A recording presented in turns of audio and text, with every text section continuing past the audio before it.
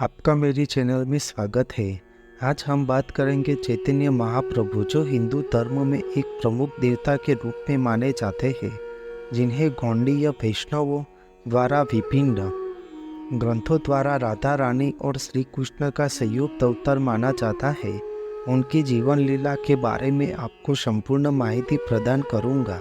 चैतन्य महाप्रभु का जन्मोत्सव होली के दिन मनाया जाता है। चैतन्य महाप्रभु का जन्म बंगाल के नवद्वीप नामक गांव अब वह मायापुर बन चुका है। वहाँ संवत 1407 में फाल्गुन पूर्णिमा के होलिका दहन के दिन हुआ था। बंगाल की वैष्णव परंपरा में चैतन्य महाप्रभु को श्री कृष्ण का अवतार माना गया है। चैतन्य महाप्रभु के अनुयायी उनके पिघले हुए सोने जैसे रंग के कारण कभी कभी गौरांग या गोरा भी कहा जाता है। उनके जन्मदिन को गौर पूर्णिमा के रूप में मनाया जाता है। चैतन्य महाप्रभु को निमाई भी कहा जाता है, क्योंकि उनका जन्म नीम के पेड़ के नीचे हुआ था। चैतन्य महाप्रभु ने फाल्गुन पूर्णिमा के दिन में श्री जगन्नाथ मिश्र और सची देवी के घर 9वीं संतान के रूप में जन्म लिया था।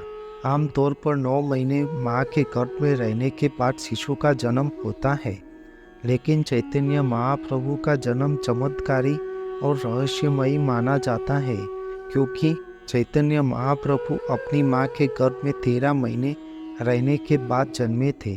तब इनका नाम विश्वम्भर रखा गया था। चैतन्य महाप्रभु के माता पिता को पहले 8 बार पुत्रियों ने जन्म लिया था, लेकिन जन्म लेते ही इनकी मृत्यु हो गई थी। इसके बाद जब चैतन्य महाप्रभु का जन्म हुआ तो इनकी कुंडली देखकर ही ज्योतिषी ने भविष्यवाणी की थी कि यह बालक एक महान पुरुष बनेगा। उसकी सदैव कृष्ण भक्ति में इसकी रुचि रहेगी। चैतन्य महाप्रभु की 2 पत्नियां थीं, जिनका नाम लक्ष्मी प्रिया और विष्णु प्रिया था। पहली पत्नी लक्ष्मी प्रिया का सर्पदंश के कारण मृत्यु होने पर इन्हें वंश को आगे बढ़ाने के लिए दूसरा विवाह विष्णु प्रिया से किया था, लेकिन उनका मन संसार से विरक्त हो चुका था। चैतन्य महाप्रभु किशोर अवस्था में आए तो उन्होंने श्री कृष्ण को ही अपना सब कुछ मान लिया और 24 साल की उम्र में परिवार छोड़कर सन्यासी बन गए थे।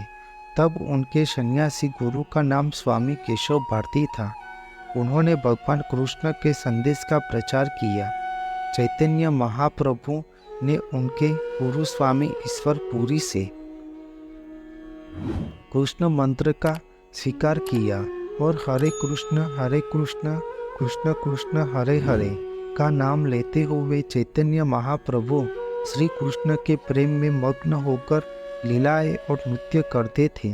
श्री कृष्ण के प्रति चैतन्य महाप्रभु की भक्ति प्रेम भाव देखकर उनके अनेक शिष्य बन गए। चैतन्य प्रभु ने ही वैष्णवों के गौड़ीय संप्रदाय की आधारशिला रखी थी। मानव जाति को एक सूत्र में पिरोने के लिए चैतन्य महाप्रभु ने हरिनाम संकीर्तन आंदोलन की भी शुरुआत की थी। हर तरफ प्रभु श्री कृष्ण की भक्ति रूप हरि नाम का प्रचार किया।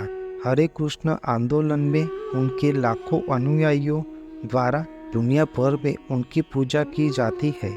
चैतन्य महाप्रभु की भजन कीर्तन और नृत्य के साथ श्री कृष्ण की पूजा करने की पद्धति का बंगाल में वैष्णववाद पर गहरा प्रभाव पड़ा है।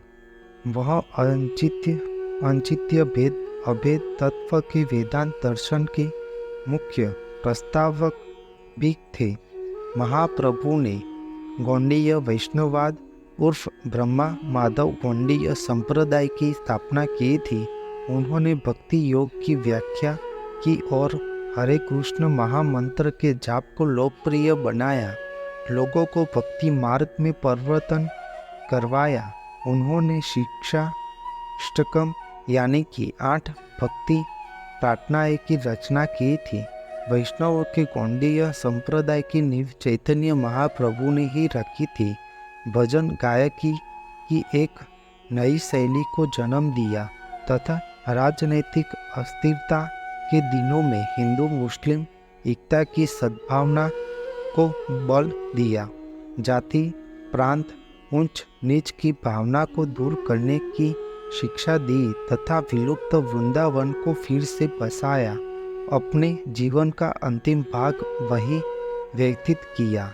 उनके द्वारा प्रारंभ किए गए महामंत्र नाम संकीर्तन का अत्यंत व्यापक एवं सकारात्मक प्रभाव आज भी पश्चिम जगत में अविरत रूप से प्रचार हो रहा है। चैतन्य महाप्रभु ने अपने जीवन के कुछ अंतिम पल वृंदावन में व्यतीत किया था। उनकी मृत्यु 48 साल की उम्र में उड़ीसा राज्य में हुआ था।